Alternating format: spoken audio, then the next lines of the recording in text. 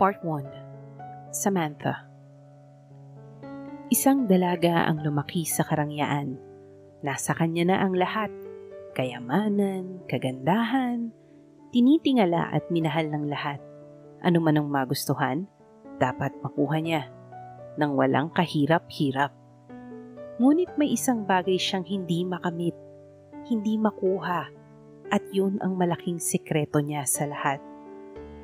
Mga minamahal kong tagapakinig, halina at samahan niyo kong tuklasin ang tinatagong sikreto ni Samantha. Simulan natin ang kwento. Prologue. Samantha!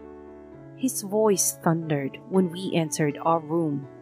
Ako naman ay napahilamos ang muka dahil sa matinding galit na lumulukop sa pagkatao ko. Ramdam ko na rin ang mabigat na hakbang ni Drake papunta sa direksyon ko. Pero pinatatag ko ang sarili kong nakatalikod lamang sa kanya. Hey wife, please talk to me. I'm begging. Pagmamakaawa niya. Pero malakas kong binaklas ang kamay niya na nakahawak sa mga braso ko at naiiyak siyang hinarap. Why? Why did you not introduce me as your wife, Drake? You promised me. You promised me. Nanghihina akong sagot, dahilan para mapailing siya. At pilit hinuhuli ang mga kamay ko. Kinakahiya mo ba ako? Ha? Umiiyak kong tanong. Pero umuling-muli siya. No, wife. It's just something came off. Someone wants to do something bad to you. Tipid niyang sagot. Kaya hindi na ako makapaniwala sa narinig ko. At hindi maiwasang mapamura. That's bullshit, Drake. Pagtitimpi ko. At mas lalong bumuhos ang luha ko. Ayoko ng ganitong pakiramdam. Sobrang sakit. Sobrang bigat. Samantha.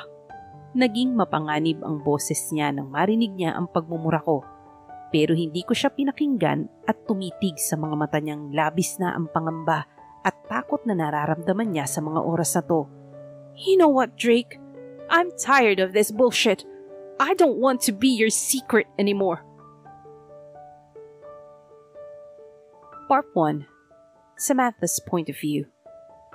Ayokong ikasal, Samantha. Mahinang sambit ng ate habang inaayos ko ang wedding gown niya. Pinatigil ako sa ginagawa ko at malakas na bubuntong hininga. Nang tingnan ko siya ay parang maiiyak ito at gusto nang tumakas sa mahalagang araw na yon. Pero ate, kailangan natin ng malaking share ng kumpanya ngayon. Malapit na tayong malubog sa utang. Bakit ngayon ka pa atras? Naguguluhang tanong ko, pero imbis na sagutin niya ako, ay nagulat ako sa sunod na ginawa niya. Bigla na lamang siyang napahawak sa tiyan niya at humagulgol ng iyak. Ate? Pagtawag ko, dahil nag-aalala ako sa kinikilos niya. Masakit ba tiyan mo? Pagtatanong kong muli, pero umiling siya at iniangat ang mukha niya, dahilan para magtama ang mga mata naming dalawa. Samantha, buntis ako. Pag-amin niya at parang bombang sumabog sa pandinig ko ang sinabi niya. Napailing na lamang ako at mahinang natawa. Bakit ngayon pa mismo? Bakit sa mismong kasal pa nila ng nag-iisang anak ng mga De Silva? Napailing na lamang ako at mahinang natawa. Paano na ang kumpanya namin? Alam kong lubog na kami sa utang dahil sa pagkakalulong sa bisyo ni Papa. Pero bakit ngayon pa kung kailangan na namin siya? Alangan naman ako ang papalit. Paano na ang modeling career ko? Ang tagal ko nang pinangarap na matupad ang isa sa mga pangarap. Tapos bigla na lang maglalaho na parang isang bula kapag ako ang ipinalit. Ate, bakit ngayon mo lang sinabi? Anong gagawin natin? Natataranta na ako dahil naririnig ko na ang boses ng mga magulang namin na papasok sa kwarto. Kaya ang ginawa ni ate ay hinubad niya ang wedding veil niya at isinuot sa akin. At dahil sa ginawa niyang yun, ay nanlamig naman ako dahil alam ko ang ipinapahiwatig niya.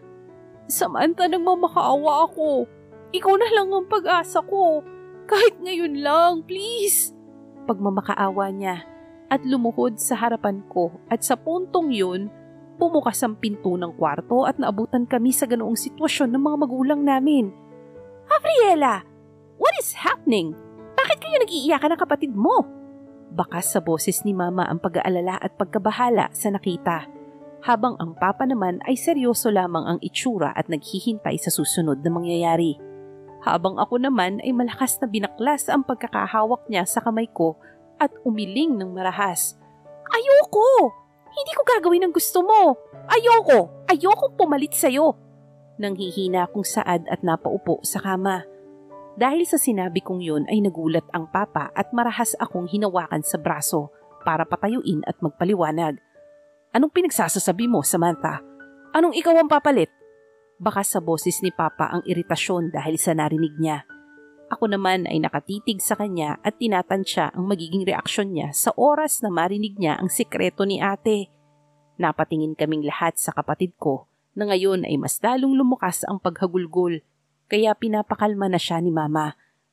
"Buntis po ako," pag-amin niya. At kitang-kita ko ang galit sa mukha ni Papa at hindi sinasadyang masampal si ate ng pagkalakas-lakas. Lahat kami ay napasigaw at hinawakan ko na si Papa sa braso dahil muli niyang susugurin ng ate. "Isang malaking kahihiyan ang ginawa mo sa pamilya natin, Avriela. Ikaw ang panganay pero bakit ganito ang ginawa mo?" Galit na saad ng Papa at napahawak sa noo niya. "Pa, ayokong gawin ang pinapagawa niyo. Nandiyan naman si Samantha para pumalit sa akin. Ayokong ikasal." Pagsagot niya, kaya marahas naman akong napailing. "Samantha, anak, malapit nang magsimula ang kasal. Pakiusap, gawin mo ito para sa pamilya at kumpanya natin. Ayaw mo naman sigurong mawala bigla ang career mo, di ba?" Nakangiti ngunit mariing pagtatanong ni Papa sa bandang huli. Kaya hindi ko na maiwasan ang umiyak. Miski si Mama ay umiiyak na rin dahil sa kaguluhang nagaganap ngayon. Alam kong tutol ako, pero pinagbantaan ako ni Papa, kaya wala akong magagawa para pigilan ito. Hindi ko alam pero nagkaroon ako ng sama ng loob dahil ako na lang ang laging magsasakripisyo para sa pamilya ko. Gusto ko tuloy itanong sa kanila kung ipinanganak ba nila ako para magsakripisyo at hindi gawin ang gusto kong gawin sa buhay. Pero ayoko naman dahil anak lang nila ako at sila pa rin ang magulang ko. Siguro, mahabang pasensya lang talaga ang kailangan ko para maunawaan ko pa sila. "Samantha," muling pagtawag ni Papa, kaya napatingin ako sa kanya at kay ate, na ngayon ay punong-puno ng pagmamakaawa ang mga mata niya. Kaya umiwas ako ng tingin at tumango na lamang. "I hate them. I hate you all." Nang makita nila ang isinagot ko ay dali-dali nilang pinagpalit ng damit si ate. Habang ako naman ay pinipigilan ng sarili kong umiyak dahil sa sama ng loob. Kung hindi lang masisira ang career ko, ay hindi ako papayag. "Salamat, Samantha. Isang taon lang ang titiisin mo sa kasal na ito. Pagkatapos nun ay makakalaya ka na." Saad ng Mama at niyakap ako. Dahil sa ginawa niyang yun ay hindi ko na mapigilan ng sarili kong humagulgol. Hinaplos naman ng Mama ang buhok ko at pilit akong inaalo dahil masisira raw ang makeup ko. "Ma, natatakot ako. Paano kung hindi kami magkasundo ng lalaking yun?" Kinakabahang pagtatanong ko kaya ngumiti si Mama at hinaplos ang pisngi ko para pakalmahin ako. "Gabriela, kilala ko ang anak ng mag-asawang De Silva. Hindi kanya pababayaan. Lalo't pribado naman ang kasalang magaganap ngayon." Sagot niya. Dahilan para maguluhan ako. "What do you mean, Ma? Private ang kasal? Parang arranged marriage?" Paninigurado ko, kaya marahang tumango si Mama at ako naman ay napakagatlabi sa narinig. Maganda naman ang ideyang naisip nila pero sa kabilang banda ay mahihirapan kami dahil magtatago kami sa mga media. Kilala ako bilang isang sikat na model sa bansa. Pero ang lalaking makakasama ko ay isa pang bilyonaryo na grabe ang pagiging pribado sa buhay. Kaya marami ang gustong alamin ang buhay na tinatamasan niya. Pero nawala lahat ng alalahanin ko nang marinig ko ang mahinang pagkatok ng kung sino. Nang abangan ko kung sino ito ay isa palang wedding organizer na ngayon ay nakangiti sa amin. "Tam, hihintay na po ang bride sa baba. Naiinip na po ang pamilya De Silva." Saad niya. Kaya napahigpit ang pagkakakapit ko kay Mama at muling tumingin sa kanya. "Ma!" Pagtawag ko. Kaya ngumiti siya at sinabayan na ako sa paglabas ng kwarto. Habang bumababa kami ay grabing nerbiyos ang nararamdaman ko ngayong araw. Nang mapatingin ako sa disenyo, ay tipid akong napangiti. Garden wedding pala ang theme at natuwa ako dahil ito talaga ang pangarap kong wedding ceremony. Pero muling nabuo ang luha ko dahil hindi naman ako sa lalaking mahal ako magpapakasal.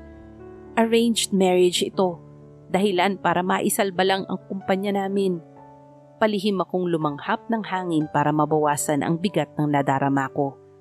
Isang taon lang naman ang titiisin ko. Babalik ulit sa dati ang buhay mo, Samantha. Anak, nasa harapan na tayo ng mapapangasawa mo. Bulong ni Mama, kaya nabigla ako at hindi mapigilang tumitig sa taong kaharap ko ngayon. Hindi ko maiwasang suminghap nang makita ko ang mukha niya. Those dark eyes that you want to stare forever. His perfect lips. Everything about him is so perfect. So, he is Drake Arthur De Silva, the handsome billionaire. I found myself facing the man that I will marry. Hindi ko maiwasang ilibot ang paningin ko sa kabuuan ng mukha niya. Tama nga ang naririnig kong balita. Sobrang gwapo nga ng taong kaharap ko ngayon. His black round eyes that you want to stare, his pointed nose, his pinkish lips that suits his face. Sa isang salita, he looked like a Greek god. Also, matatakot kang hawakan ng kutis niya dahil sa puti at kinis nito. Pero nawala ang atensyon ko nang marinig ko ang mahina niyang pagtawa. Hindi ko alam, pero matagal na pala ang pagkakatitig ko sa kanya, kaya iniwas ko ang aking paningin. At pinagmasdan na lamang si Father na ngayon ay binabasbasan na lamang kami. You may now kiss the bride. Nabingi ako sa narinig at mabilisang nilingon ang mapapangasawa ko. Hindi ko alam pero nakaramdam ako ng pagkataranta dahil siya ang kauna-unahang lalaking makakakuha ng first kiss ko. Naramdaman ko na lamang ang pag-angat ng wedding veil ko at tuluyan ko nang nakita ang kabuuan ng mukha ni Drake. My heartbeat stopped for a while when he smiled at me. Pakiramdam ko ay may mga paru-parong lumipad sa tiyan ko dahil sa kakaibang pakiramdam na nararamdaman ko ngayon. Oh God, what the hell is going on with me? Without any thoughts, I felt his lips crash into mine. Dahil doon ay nanlaki ang mata ko nang maramdaman ko ang malambot niyang labi. Halos magwala ang puso ko nang hapitin niya ako sa bewang at mas lalo pang pinalalim ang halik na binigay niya sa akin ngayon. Nararamdaman ko na lamang na tinugon ko ang halik niya kaya narinig ko ang malakas na hiyawan ng mga kaibigan niya. Yun oh! Paring Drake, congratulations! Hindi ka na binata! Honeymoon na yan! Bigla akong napahiwalay nang marinig ko ang sigawan at palakpakan ng mga taong nakasaksi ng sikretong kasalang naganap. Pilit kong pinakalma ang sarili ko nang maramdaman ko ang paglapit niya sa akin at mas lalong hinigpitan ang pagkakahawak sa bewang ko. Ngumiti ako sa kamera na nakatutok sa amin ngayon at hindi mo na inintindi ang titig ng taong katabi ko. Ramdam na ramdam ko ang kakaiba niyang titig sa akin ngayon pero hindi ko magawang tingnan siya ng diretsyo dahil kakaiba ang nararamdaman ko sa lalaking ito.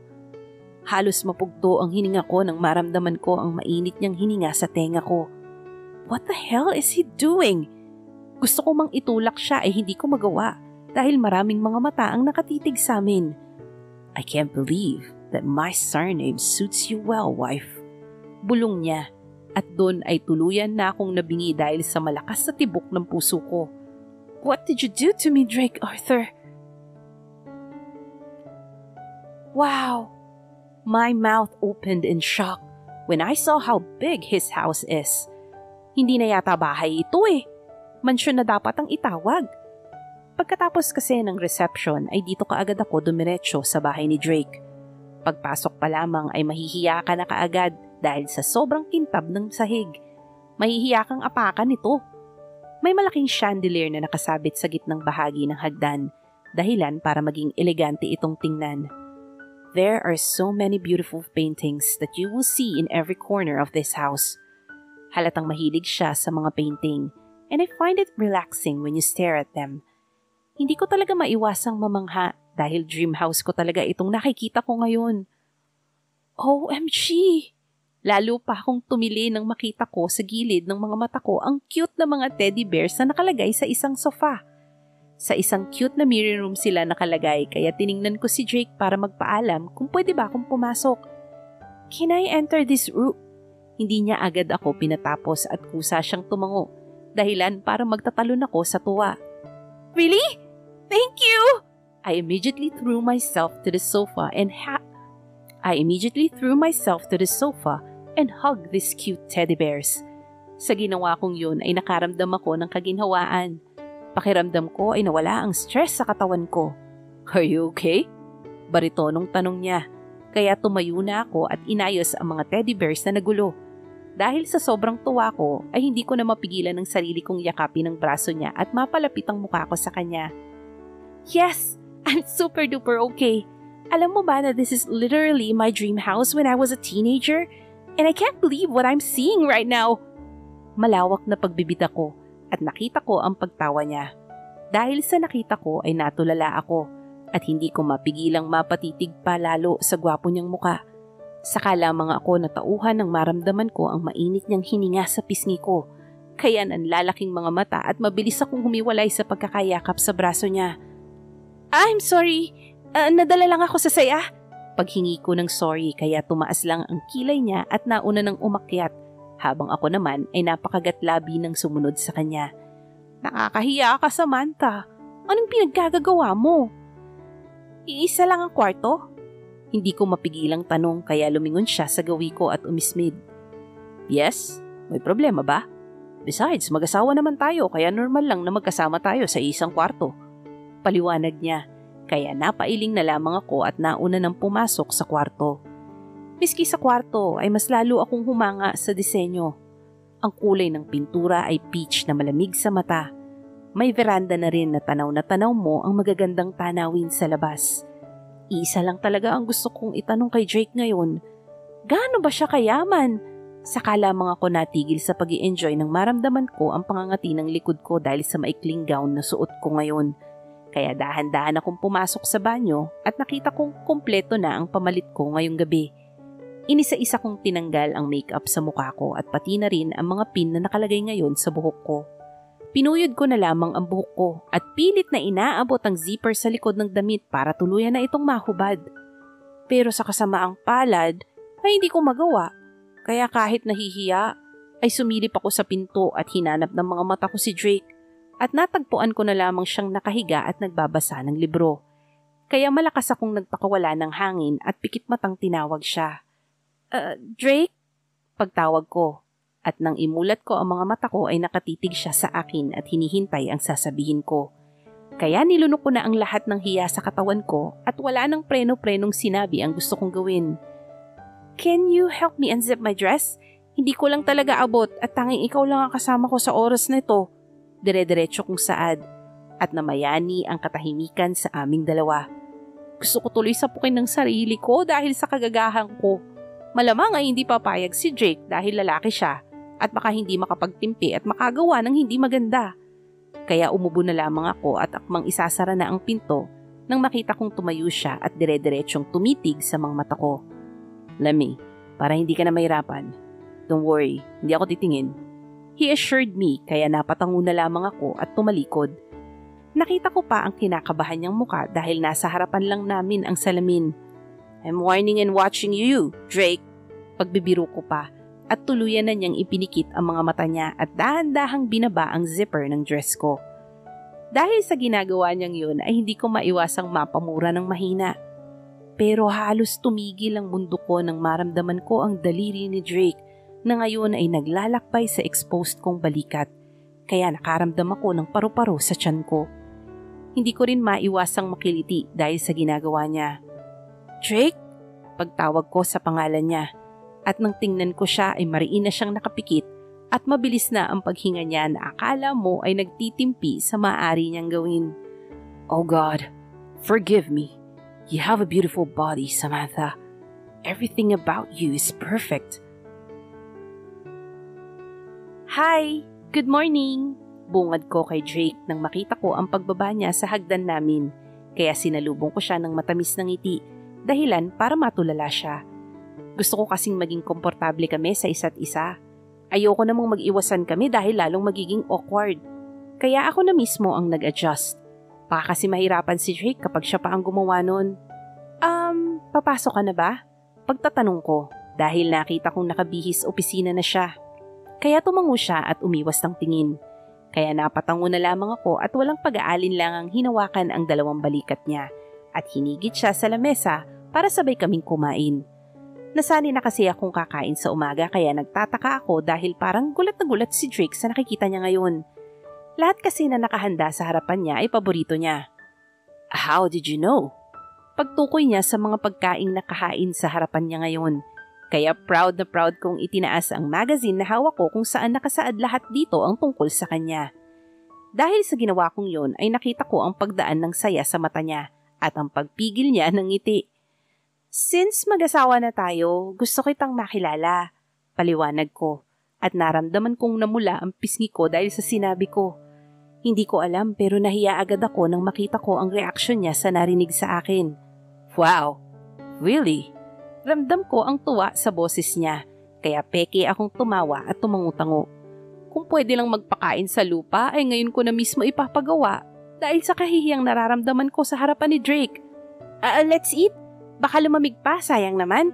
Pag-iiba ko ng usapan kaya tumango naman si Drake at palihim ko siyang pinagmasdan habang tinitikman niya ang niluto ko para sa kanya. Sana ay nagustuhan niya dahil siya ang kauna-unahang taong nakatikim ng luto ko. Habang kumakain ako ay napaisip naman ako sa reaksyon niya kanina. Kitang-kita ko kasi sa mga mata niya na parang nabigla at nanibago pa siya sa mga nakita niya. Hindi kaya siguro sanay si Drake na may kasama kaya ganun na lamang ang ipinakita niya? Drake, nanibago ka bang kasama mo ko? Kitang-kita kasi kanina eh. Hindi ko na mapigilang bulalas kaya napatigil siya sa pagsubo at napatitig sa mga mata ko.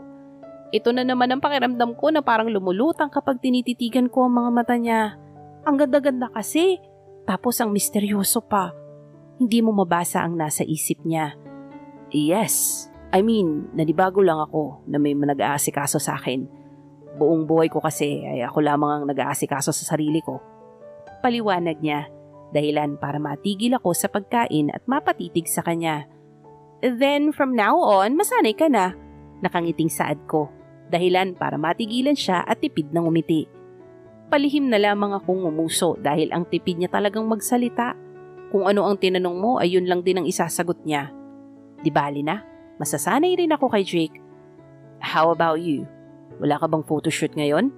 Pag-uusisa niya kaya uminom muna ako ng tubig bago sumagot sa kanya. Mamaya pa namang 10, may 3 hours pa akong natitira. Maikli kong sagot kaya napatango na lamang siya at tumayo na. Kaya napatayo na rin ako. Take care on your way to the photoshoot, Samantha. Text me kung nakarating ka na. Saad niya, pero bago pa siya tuluyang makalabas ng kusina, ay bigla kong hinarang ang katawan ko dahilan para kumunot ang noo niya. Ano ba yan? Kahit sa pagkunot ng noo ay sobrang gwapo niya pa rin. Isa ba siya sa mga favorite ni Lord? Why? Is there something wrong? Bakas ang pag-aalala sa boses niya kaya marahas akong umiling at inayos ang maling pagkakalagay niya sa taksido niya. Nang makita kong ayos na ay napangiti na lamang ako at inangat ang paningin ko sa kanya para tingnan siya. Pero gusto ko yatang magsisi sa ginawa ko dahil kitang-kita ko nang malapitan ang itim na itim niyang mga mata. Matagal ang naging titigan namin, kaya ako na ang unang umiwas dahil sa kakaibang pagtibok ng puso ko. Ayan, pwede ka nang pumasok sa trabaho mo. Take care on your way to the company, Drake.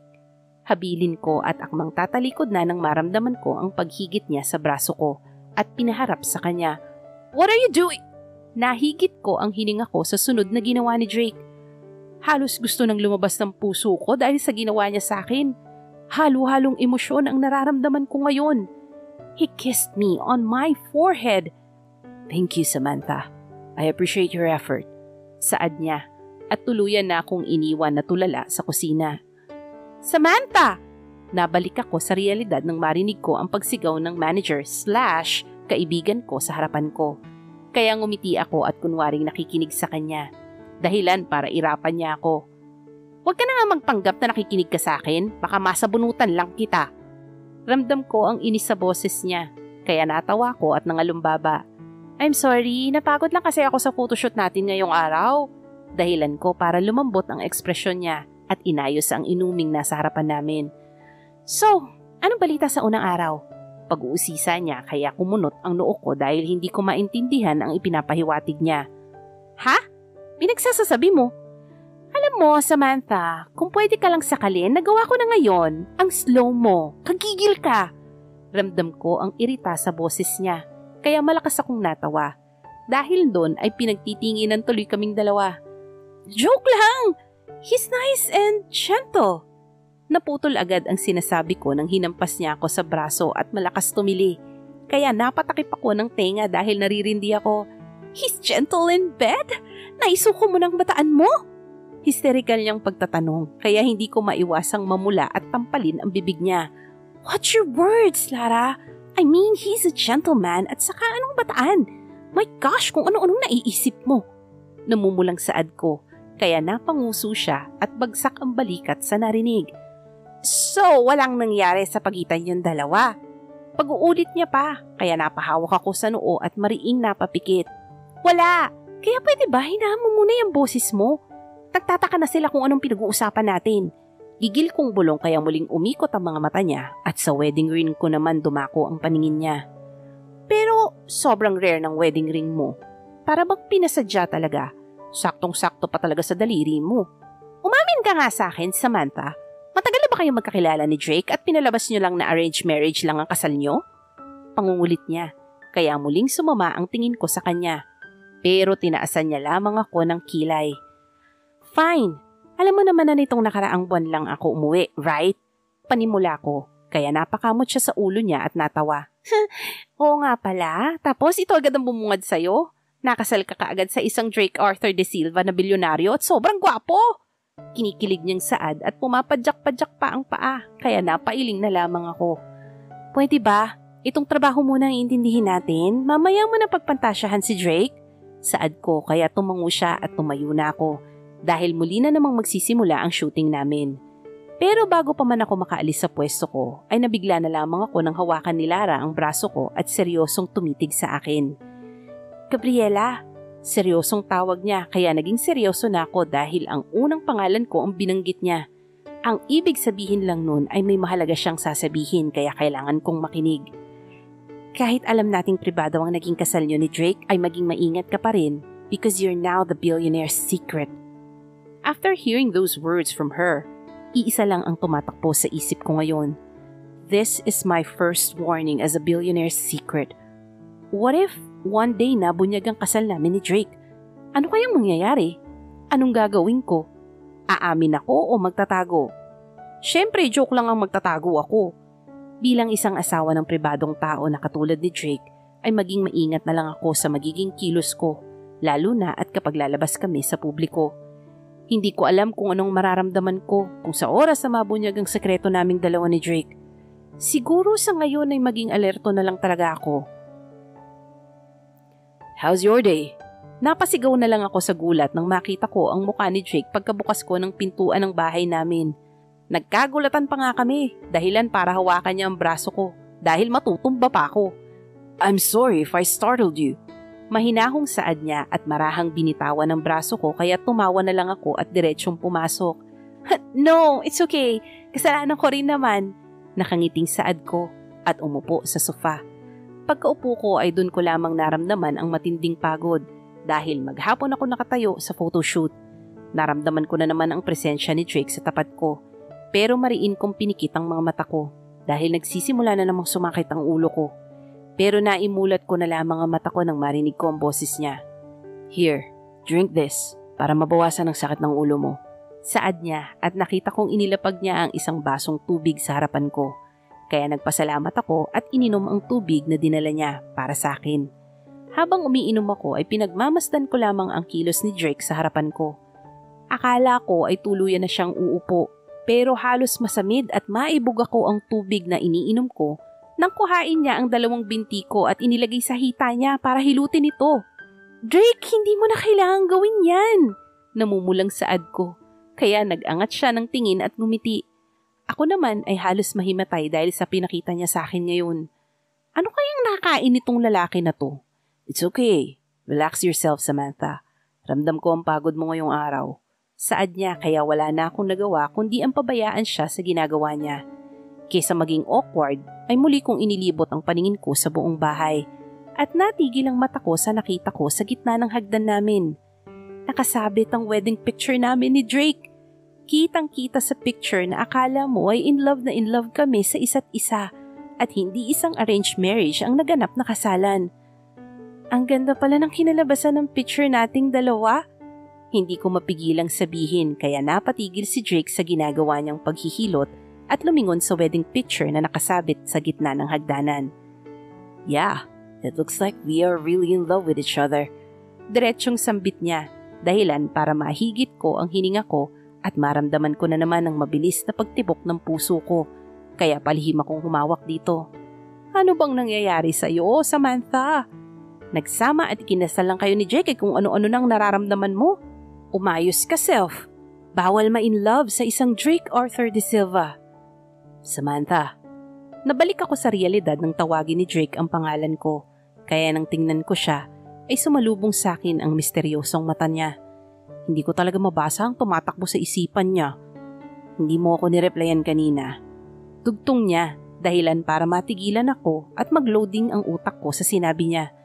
Dahil doon ay mabilisan kong hinagilap ang cellphone ko at tiningnan kung may text nga siya sa akin. Nang makita ko ang unregistered number ay agad ko itong binuksan at binasa ang text na ipinadala niya sa akin kanina. Are you already there in your workplace? How's the photo shoot? Have you eaten your lunch? I guess that you're literally busy now. I will wait for you at our house, Samantha. Don't forget to eat your food.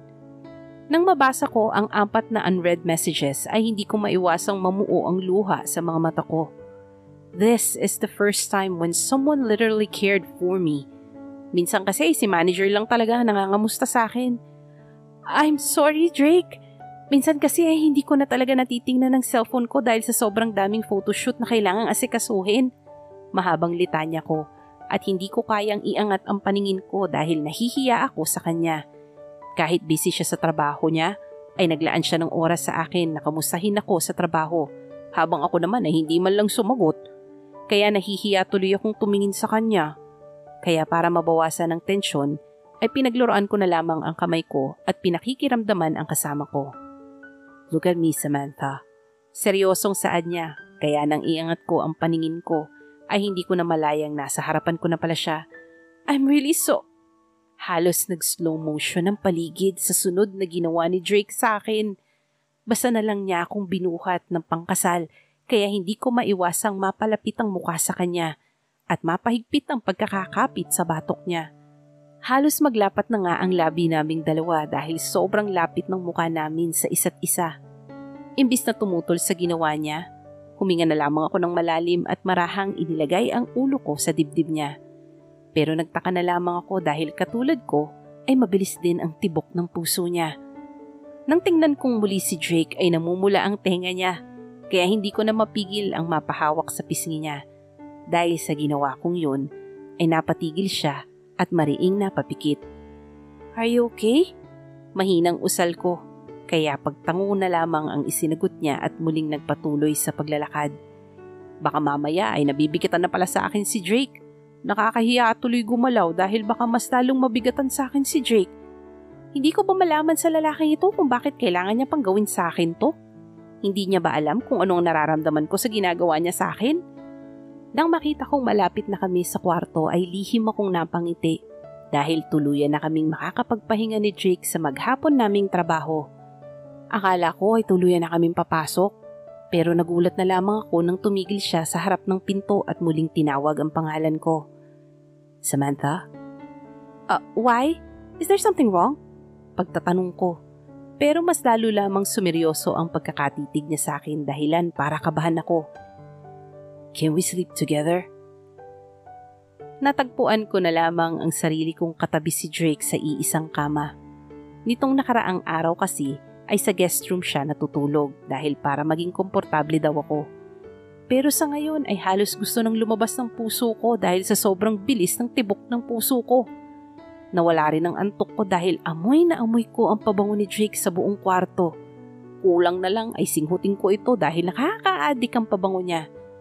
Kung kanina ay pagod na pagod ako, pero nabura lahat ng yun dahil magkatabi na kami ni Drake sa iisang kama. Baka mamaya ay mangyari ang dapat mangyari. Dahil sa naisip kong yun, ay mahina akong kinurot ang sarili ko. Dahil kay Lara, ay kung ano-ano tuloy ang pumapasok sa isip ko ngayong gabi. Nang hindi na ako nakatiis ay humarap ako sa kaliwa at natagpuan ko na lamang si Drake na nakasalamin at nagbabasa. Kainis? Kahit ano yatang ipasuot ko dito ay talagang hindi mababawasan ng kagapuhan. Tsaka, hindi ba siya inaantok? Drake? Pagtawag ko, kaya tinanggal niya ang salamin niya at lumingon sa akin. Why? Bakit hindi ka pa natutulog? Imbis na sagutin ang tanong niya ay muli akong nagtanong. Can I ask you a question? Kinakabahang tanong ko, kaya napatagal ang pagkakatitig niya sa akin at seryosong tumango. Kaya bumangon muna ako para lalong makita ko ang gwapo niyang muka. Are you happy with your life right now? I mean, you have everything. Kasi yung iba is naghahangad pa sila kahit nasa kanila na ang lahat. Panimula ko, kaya nakita ko ang pagtigil niya at saglit na pag-iisip sa naging tanong ko. Yes, I'm happy with my life right now. How about you, Samantha? Are you happy? Balik niyang tanong, dahilan para mapatigil din ako at mahinang tumawa. Yes, napatigil ako at saglit na nag-isip. I'm happy because I achieved my dreams and goals in life. Pero kahit na ganun ay may mga bagay ako na pinagsisisihan kong gawin. Dugtong ko pa kaya napatango naman siya. Do you regret marrying me, Samantha? Pakiramdam ko ay isang bala ang tumama sa akin dahil sa binitawang salita ni Drake. Matagal ang naging pagkatitig ko sa kanya at hindi ko rin maiwasang tanungin ang sarili ko. Nagsisisi ba akong magpakasal sa kanya? Kaya malakas akong bumuntong hininga at pikit mata siyang sinagot. No, I don't have any regrets marrying you, Drake. Unless you're hurting me verbally, diretsahang sagot ko sa kanya. I see. Tipid niyang sagot kaya ngumiti naman ako at muling nagsalita. Last question. Bakit pumayag ka na pakasalan ako? Based dun sa mga naging interview mo ay you hate arranged marriage. So, bakit pumayag kang pakasalan ako? Madaldal kong tanong kaya nakita ko ang pagtaas ng labi niya sa narinig. Habang ako naman ay natulala dahil talagang hindi ko napigilan ang sarili kong itanong yun. My gosh, Samantha! Nakakahiya ka talaga. Baka mamaya ay ayaw palang sagutin yan ni Drake. Kaya ang ginawa ko ay nagkunwaring umubo. It's okay kung hindi mo masasagot. Sorry kung nabigla kita.